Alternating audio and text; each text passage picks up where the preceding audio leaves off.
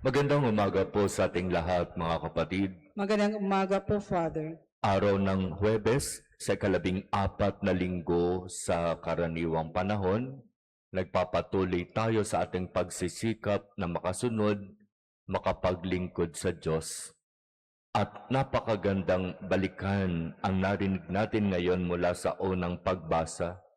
Inilalarawan dito ang relasyon mayroon ang Diyos at ang kanyang bayang Israel.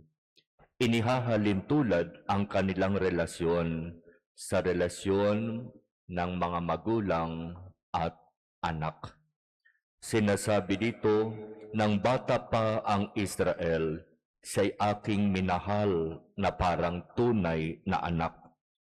Inilabas ko siya sa Ehipto, tinawag ko siya at ibinigay ang lahat ng kanyang kailangan.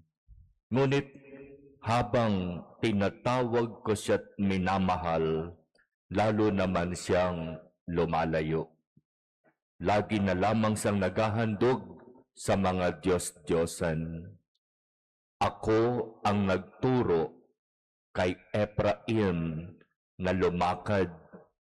Kinalong ko siya, subalit hindi nila alam na ako ang nangangalaga sa kanila.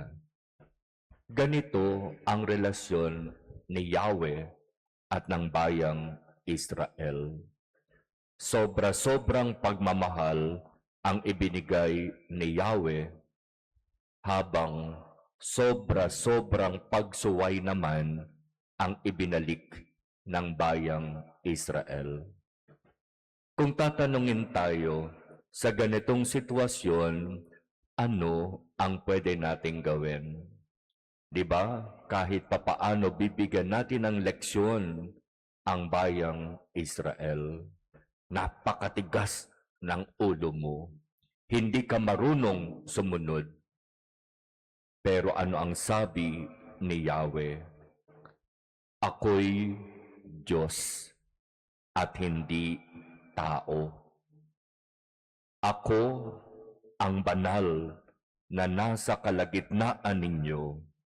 Hindi ako naparito upang magwasak.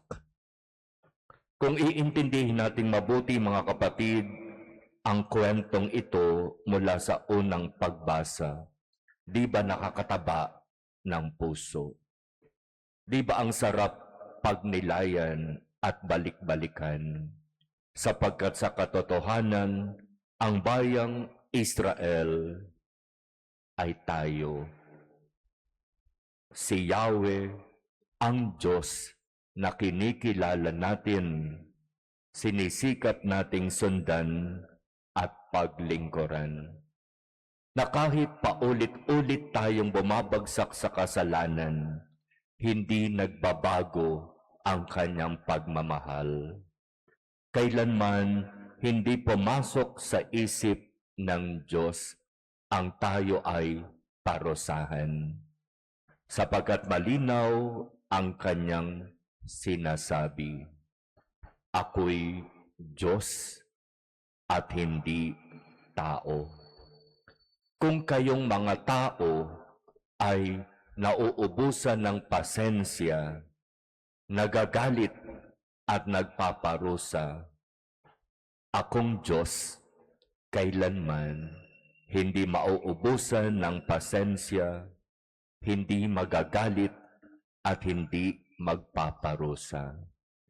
Na kahit paulit-ulit na nagkakasala at tumatalikod ang tao sa akin, patuloy ko pa rin siyang mamahalin, iingatan at aalagaan. Yan ang tandaan mo.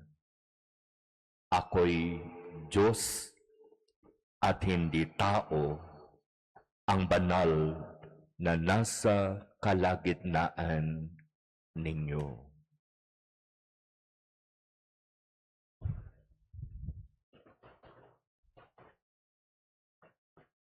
Amen.